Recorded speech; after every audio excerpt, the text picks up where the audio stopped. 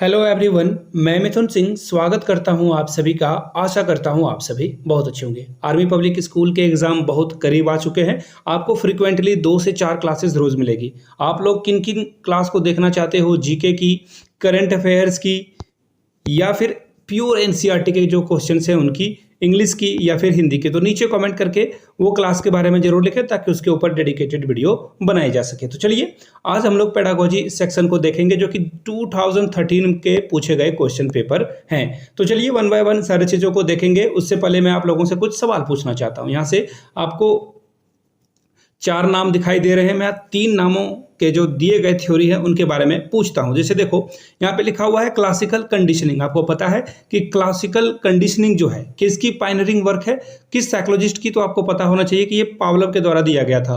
और आपने वो डॉग वाली जो है घंटी बजने के बाद, बेल बजने के बाद जो है कुत्ते के मुंह से जो है सलाइवा यानी कि लार टपकना शुरू हो जाता था। इवन फूड आए या नहीं आए फिर भी वो घंटी की आवाज से ही वो जो है सलाइवा टपकाने लगता था। दैट मीन्स ये जो है पावलोव के द्वारा दी गई थी। अब आपसे मैं सवाल ये पूछना चाहता हूँ, वाटसन के द्वारा कौन सी थ्योरी दी गई थी? जैसे कि क्लासिकल कंडीशनिंग है तो वाटसन के द्वारा कौन सी थ्योरी दी गई थी, और सिगमंड फ्राइड के द्वारा कौन सी जो है थ्योरी दी गई थी। इसी तरह से स्किनर के द्वारा कौन सी थ्योरी दी गई थी। क्वेश्चन ऑफ द डे में ये रहा क्वेश्चन, नीचे कमेंट करके इसके जवाब जरूर लिखिएगा। इससे आपका रिवीजन हो जाएगा और एग्जाम में आएगा तो डेफिनेटली आप आंसर कर पाओगे। तो चलिए नेक्स्ट क्वेश्चन की ओर हम लोग बढ़ते हैं। डिक्रीजिंग ऑर्डर में बढ़ रहे हैं। जैसे मैंने अभी 20 बताया, अब 19 की ओर। Which of the following is not a characteristic of a good question. देखिए बात हो रही है क्वेश्चन की कि क्वेश्चन कैसा होना चाहिए। तो सबसे पहले ना मैं आप लोगों को कुछ नोट करवाना चाहता हूं, पेन पेपर पे आप इसे नोट कर लेना। देखिए टोटल जो क्वेश्चंस के टाइप है ना गुड क्वेश्चन के, वो 7 है। पहला क्या है मैं लिखूंगा और फिर जो है इरेज भी करूंगा। सबसे पहले नंबर पे आएगा रिलीवेंट। क्वेश्चन कैसा पूछना चाहिए आपको? रिलीवेंट क्वेश्चन पूछना चाहिए। इस बात का खास ख्याल आप रखिएगा।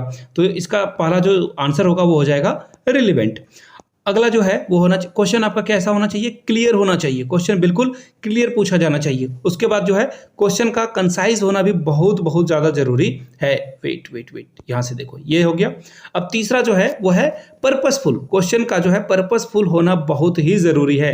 क्वेश्चन में जो है पर्पस ढूंढना बहुत जरूरी है, पर्पसफुल।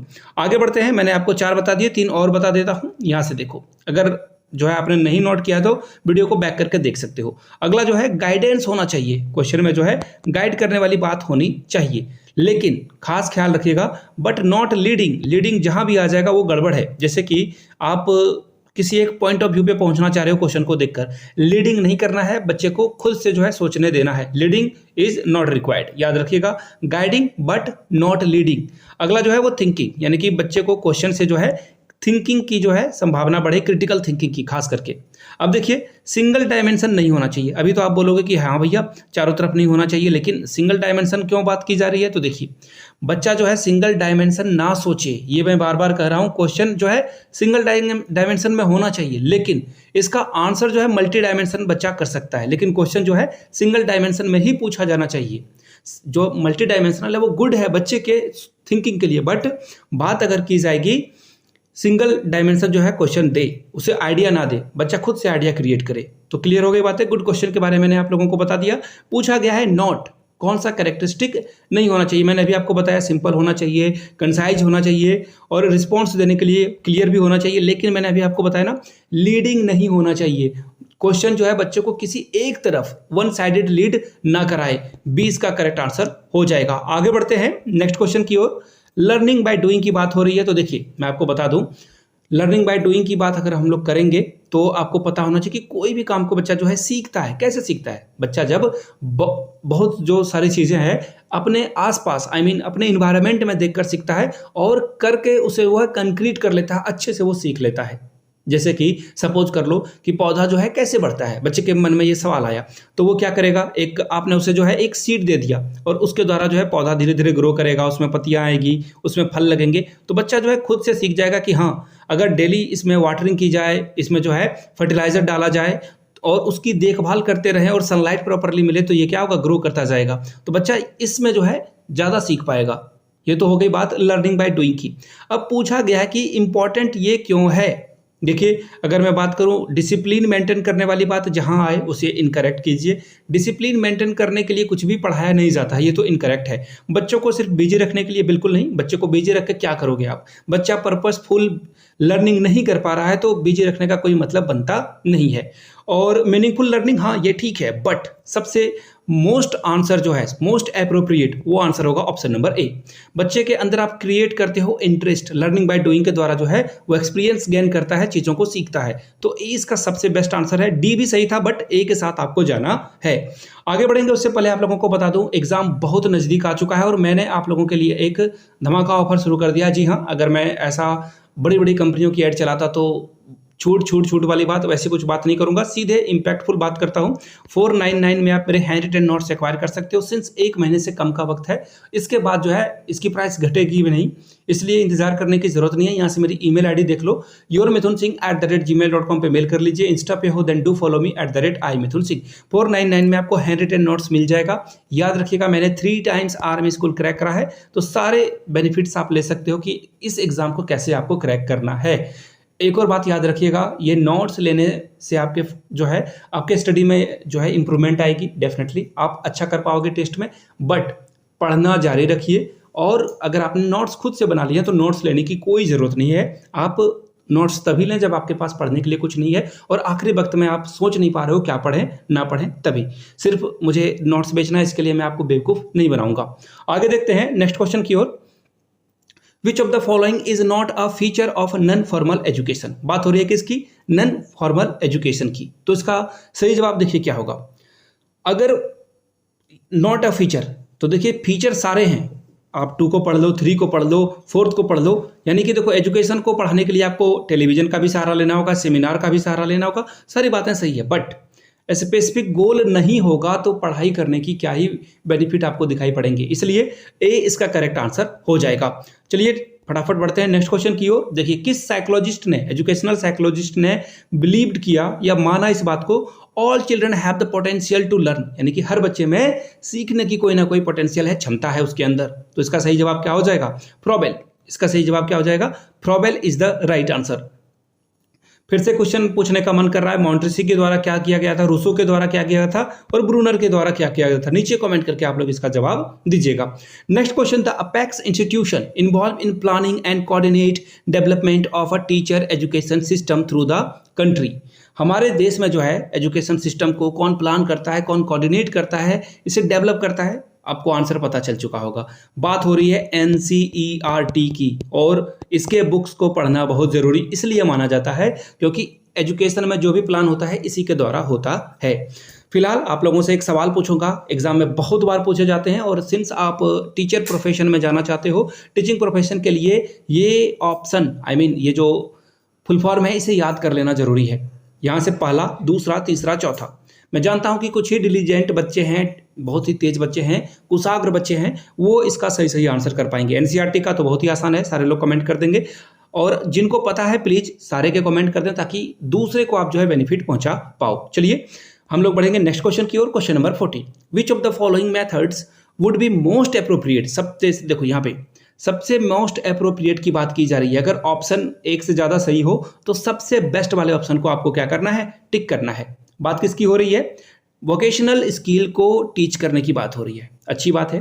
वोकेशनल स्किल को टीच करने के लिए आप जो है कौन सा मेथड यूज करोगे? यहां से देखो, डेमोन्स्ट्रेशन बिल्कुल सही है, ये सही है, ये भी सही है, ये भी सही है, रोल प्ले की बात हो, सारे ऑप्शन सही हैं, लेकिन सबसे बेस्ट तरीका क्या है? बच्चा सबसे पहले ये समझ लो वोकेशनल स्किल मतलब होता क्या है। वोकेशनल स्किल मतलब होता है जब आप किसी स्किल को सीखने की कोशिश करते हो। सपोज कर लेते हैं, अगर किसी को कारपेंटर बनना है, पेंटर बनना है, आर्टिस्ट बनना है, उसे फ्लूट बजाना है, तबला बजाना है, गिटार बजाना है, तो उसे जो है एक्सपेरिमेंटल नॉलेज आप नहीं दोगे, सिर्फ थ्योरी की नॉलेज दोगे, या फिर टीवी या फिर आप जो है 3D मैप के द्वारा जो है उसे कुछ समझाने की कोशिश करोगे, क्या ही फायदा हो जाएगा। स्किल सीखने के लिए अगर मैकेनिक बनाना है, आप सिर्फ जो है ऑब्वियसली फायदा तो होगा थ्योरी क्लासेस से, बट प्रैक्टिकल यहाँ पे ज़्यादा जो है वाइटल रोल प्ले करता है। तो that's mean we have to go with the option number A. अगले क्वेश्चन की ओर हम लोग बढ़ते हैं। Next question, the degree to which a test measures what is intended to measure is termed as. देखो, टेस्ट क्या करता है? आप किसी बच्चे का टेस्ट लेते हो तो आप क्या करते हो, इवैल्यूएट करके ये पता करते हो कि बच्चे के अंदर क्या खामियां हैं और क्या खूबियां हैं, या उसने जो है किन किन सेक्टर में अच्छा प्रदर्शन किया है, किस में और अच्छे की गुंजाइश है। सीधी सीधी बात है, अच्छी बात है। और इससे क्या इससे जो है क्या फर्क पड़ता है, तो इसका सीधा सीधा जवाब है आप जो है वैलिडिटी की जो है और जा रहे हो। दैट मीन्स क्वेश्चन नंबर 13 का जो राइट आंसर होगा वो होगा ऑप्शन नंबर बी, वैलिडिटी की बात हो रही है। विच of the following behaviour of teacher is not, देखो यहाँ पे देख लो, क्लाइमेट की बात हो रही है, किसकी क्लाइमेट की, पॉजिटिव क्लाइमेट की। अगर बच्चा को पढ़ाना है, क्लास में लर्निंग करानी है बच्चों को, तो पॉजिटिव क्लाइमेट क्या है, यानी कि जो रूम में है अच्छा आप जो है व्यवहार कैसे रखोगे। सीधी सीधी बात है, आप क्या करोगे, जो पुअर वर्क है उसके लिए जो है उसके जो बहाने हैं उसे आप रिफ्यूज करना शुरू कर दोगे, या फिर आप जो है कॉम्परेटिव एवोल्यूशन करोगे, आप जो है सेटिस्फाइंग। देखो सीधी सीधी बात है, अगर आप सारे ऑप्शंस को पढ़ दोगे तो आपका आंसर जो आएगा वो जाएगा ऑप्शन ए के साथ। आपका क्या काम करना है, देखो जब भी आप इवोल्यूशन करते हो, बच्चे का मूल्यांकन करते हो, तो आप देखते हो कि बच्चे के अंदर, अभी मैंने अभी आपको बताया कि क्या क्या कमियां रह गई है और उसे कैसे इंक्रीज करना है, उन कमियों को कैसे ठीक करना है डे बाय डे, वो उस पर ओवरकम कर पाए। ये सबसे बड़ा पॉइंट ऑफ व्यू होता है, ऑप्शन ए के साथ आपको जाना था। आगे बढ़ेंगे। Test which measures all the extent of student learning in a given content are called. देखिए यहाँ पे कॉन्टेक्स्ट होना चाहिए था शायद। देखिए जो ऑप्शंस दिए हुए ना, उनमें से अगर आपको एक चुनना पड़े तो किसके साथ आप जाओगे, डेफिनेटली आपको अचीवमेंट टेस्ट के साथ जाना चाहिए। डायग्नोस्टिक टेस्ट तो आप, बच्चा जब कुछ नहीं कर पा रहा है, बार बार फ्लॉप हो रहा है उसमें, तो आप उसे डायग्नोस्टिक टेस्ट करते हो, उसे जो है डायग्नोस करते हो और चीज़ों को पता करते हो कि इसके अंदर क्या क्या प्रॉब्लम आ रही है, इसे समझने में क्या तकलीफ आ रही है। कोई भी सब्जेक्ट हो आप इसे देखते हो। अब बात करते हैं कि अचीवमेंट टेस्ट में क्या होता है। अचीवमेंट टेस्ट में देखिए सिर्फ आपकी अच्छी बातें नहीं लिखी होती है, उसमें जो है हॉलिस्टिक अप्रोच की बात की जाती है कि वो खेलने में कैसा है, डिसिप्लिन में कैसा है, पंक्चुअलिटी है या नहीं, बच्चा रोज आता है अथवा नहीं। तो दैट मीन्स ऑप्शन बी के साथ आपको जाना था। अब हम लोग जाएंगे क्वेश्चन नंबर 10 की ओर। The following characteristic would be most influence the performance of the student. देखो इन्फ्लुएंस मतलब होता है प्रभाव डालना, परफॉर्मेंस ऑफ द स्टूडेंट। कौन से ऐसे कारण हैं जो बच्चे के अंदर जो है परफॉर्मेंस पे इन्फ्लुएंस करेगा, प्रभाव डालेगा। तो सीधी सीधी बात है, चारों ऑप्शन पढ़ लो, सारी बातें सही सही लिखी गई है। लेकिन मोस्ट की अगर बात करें तो टीचर का एटीट्यूड अच्छा है, तो एक्सपीरियंस हो या नहीं हो, एक्सपीरियंस टीचर भी अगर इरादे उनके ठीक नहीं है पढ़ाने के तो वो नहीं पढ़ाएंगे। यानी कि टीचर का एटीट्यूड बहुत इंपॉर्टेंट है। अगर उसे पढ़ाने में इंटरेस्ट है तो वो रोज नई नई चीज़ों को रिसर्च करेगा, अच्छे से TLM का यूज करेगा, टीचिंग लर्निंग मटेरियल का यूज करेगा, ऑडियो विजुअल का यूज करेगा। दैट मीन्स टीचर का जो एटीट्यूड है वो बहुत इंपॉर्टेंट रोल प्ले करता है। ए इज द राइट आंसर। देखिए यहाँ पे इस क्वेश्चन का सार मैं आपको समझा देता हूं। बच्चा जो है बार बार गलतियां कर रहा है, वायलेशन कर रहा है, परेशान कर रहा है क्लास को, तो आप जो है कौन से थ्योरी का यूज करोगे अगर उसे आप पनिश करते हो तो। सीधी सीधी बात है, नेगेटिव रिइंफोर्समेंट की बात हो रही है, जहां से जो है नेगेटिव होने का मतलब है कि बच्चा जो है जिस काम को कर रहा है उसे करना बंद कर दे। जीरो रिइंफोर्समेंट की बात करें तो आप जो है प्रेज नहीं करते हो बच्चे को अच्छा करने पे। अगर बच्चा ने अच्छा करा आप उसकी प्रशंसा कर रहे हो, दैट मीन्स आपने पॉजिटिव रिइंफोर्समेंट करा है। लेकिन अगर बच्चा को पीट देते हो, डांट देते हो, या फिर उसे जो है आंख दिखा देते हो, ये सब बातें नहीं करनी है। बट बच्चा अगर क्लास में वायलेशन कर रहा है, गलत फाउल लैंग्वेज का यूज कर रहा है, that means we have to go with B. आगे बढ़ते हैं अगले क्वेश्चन की ओर। Which of the following is not considered as a factor of a cognition. Cognition की बात हो रही है, अच्छी बात है। कॉग्निशन का मतलब होता है जहां पे इमोशन की बात हो जाती हो। इमोशन में देखो आप, एंगर भी आएगा, हंगर भी आएगा, फियर भी आएगा, लेकिन रीट की बात कहीं नहीं आती है। तो option C is the best option for the question. चलिए आगे बढ़ेंगे। Which of the following is not accepted in Kohlberg's theory of moral development. तो देखिए मॉरल डेवलपमेंट में कोहलबर्ग ने 3 जो है स्टेजेस दिए थे, आपको पता होना चाहिए। सबसे पहले क्या है, प्री ऑपरेशन, सॉरी देखिए कोहलबर्ग साहब ने जो है मॉरल डेवलपमेंट की बात करी है। 3 स्टेज में से उन्होंने जो है बांट दिया है। पहला स्टेज क्या है, कन्वेंशनल, बीच वाला है ये। और उससे पहले क्या आता है, प्री। उससे पहले क्या आएगा, प्री कन्वेंशनल, कन्वेंशनल, उसके बाद आएगा पोस्ट कन्वेंशनल। क्लियर हो गई बातें। बच्चा जो है शुरू में क्या करेगा, पनिशमेंट को अवॉइड करने की कोशिश करता है, फिर उसमें सेल्फ इंटरेस्ट आएगा, फिर गुड बॉय बैड बॉय की एटीट्यूड वाली बात आएगी। आगे जब वो बढ़ेगा तो लॉ और ऑर्डर वाली मॉरलिटी उसके अंदर आएगी, क्या करना है क्या नहीं करना है, सोशल कॉन्ट्रैक्ट आएगा, और फिर प्रिंसिपल की बात आएगी। तो ये था। अब देखिए कोहलबर्ग के बारे में अगर मैं बात करूं तो सोशल कॉन्ट्रैक्ट बिल्कुल सही बात है, यहाँ नॉट पूछा गया है, इस बात का ध्यान रखिएगा आप। तो देखिए इसका जो सही जवाब होगा, यहाँ पे बोला है नॉट एक्सेप्टेड, तो यहाँ से देखिए हाँ इंट्रापर्सनल जो है रिलेशन उसमें करने की बात की गई है। उसके बाद देखो इंडिविजुअलिज्म की भी बात की गई, हाँ बच्चा जो है अपने बारे में सोचता है, शुरू में वो जो है थोड़ा सा सेल्फिश होता है। यूनिवर्सल प्रिंसिपल की बात की गई है, और यूनिवर्सल प्रिंसिपल की बात की गई है पोस्ट कन्वेंशनल में। लेकिन पहला जो है वो देखो सोशल राइट, यहाँ पे देखो ये सारी बातें गड़बड़ हो जाती है। सोशल राइट की बात कहीं पे नहीं की गई है कि आपको कोई सोशल राइट मिलता है, तो कोहलबर्ग ने इसके बारे में कहीं भी बात नहीं करी है, और ये ही इसका सही जवाब हो जाएगा। आगे बढ़ते हैं। Who among the following propounded the theory of socialism in education. Education में जो है सोशलिज्म की बात किसने करी है? तो देखिए ये जो है दो लोगों ने बात करी थी, ये याद रखिएगा इस बात को आप।